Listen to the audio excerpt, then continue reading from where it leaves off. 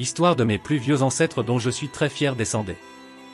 12 novembre 1087, décède à Besançon, en Bourgogne, Guillaume Ier, le Grand, comte palatin de Bourgogne et de Mâcon, mon 29e grand-père, cette fois mon grand-père, père de Dom Raimundo, comte de Bourgogne qui épousa Dona Urraca, reine de Castille, tante de Dom Afonso Henrique, premier roi du Portugal. Guillaume Ier, le Grand, était également le père de Guido de Vienne, qui fut pape et qui adopta le nom de Callisto II. Guillaume Ier, le Grand, comte palatin de Bourgogne et de Mâcon, né en 1017, et décédé le 12 novembre 1087, était le fils de Reynaldo Ier, comte palatin de Bourgogne et d'Adélaïde de Normandie, petit-fils paternel d'Otto-Guillaume de Bourgogne, comte de Bourgogne et de Mâcon et d'Ermentrude de Roussy, et petit-fils maternel de Richard II, duc de Normandie et de Judith de Bretagne. Guillaume Ier de Bourgogne, dit le Grand, ou l'Imprudent, fut comte de Bourgogne et de Mâcon de 1057 à 1087.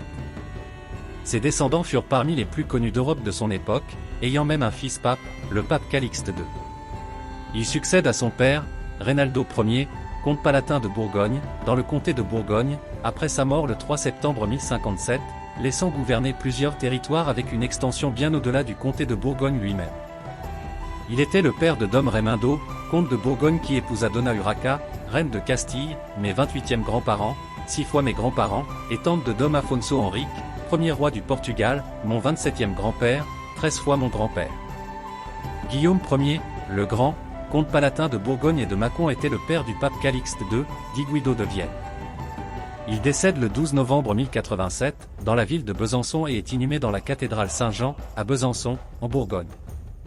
Famille et descendance. Guillaume Ier, le Grand, comte palatin de Bourgogne et de Mâcon était le fils de Reynaldo Ier, comte palatin de Bourgogne et d'Adélaïde de Normandie, fille de Richard II, duc de Normandie et de Judith de Bretagne. Il était marié à Estéphania da Burgondie, également identifiée comme Estéphania de Longwy, ma 29e grand-mère, 7 fois ma grand-mère, fille d'Adalbert, comte de Longwy, duc de Haute-Lorraine et de Clémence de Foix, comtesse de Bigorre, bien que de nombreux historiens ne considèrent actuellement pas ces données comme tout à fait exactes, ils ont. Reynaldo II de Bourgogne marié à Regina d'Oltigan, il fut le successeur de son père à la tête du comté, il mourut lors de la première croisade. Étienne Ier de Bourgogne, comte de Mâcon, mon 28e grand-père, 6 fois mon grand-père, était régent du comté en l'absence de son frère Reynaldo II. Il était marié à Béatrice da Lorena, ma 28e grand-mère, 6 fois ma grand-mère, fille de Gerardo da Lorena. Étienne mourut en Terre Sainte lors de la croisade le 27 mai 1102. Dom Raimundo de Bourgogne, marié en 1090 à Dona Urraca de Léon et de Castille, reine régente du royaume de Castille, mes 28e grands-parents, 6 fois mes grands-parents. Guido de Vienne, élu pape en 1119 à l'abbaye de Cluny, sous le nom de Calixte II. Sibylle de Bourgogne, mariée en 1080 à Eudo Ier Borel, duc de Bourgogne, mes 28e grands-parents, 4 fois mes grands-parents. Gisela de Bourgogne, mariée pour la première fois en 1090 avec Umberto II, le Gros, comte de Savoie et Moriana, mes 28e grands-parents, 6 fois mes grands-parents, et deuxième fois avec Renério Ier de Monferrato. Guillaume de Bourgogne, mort en 1090, sans plus d'informations.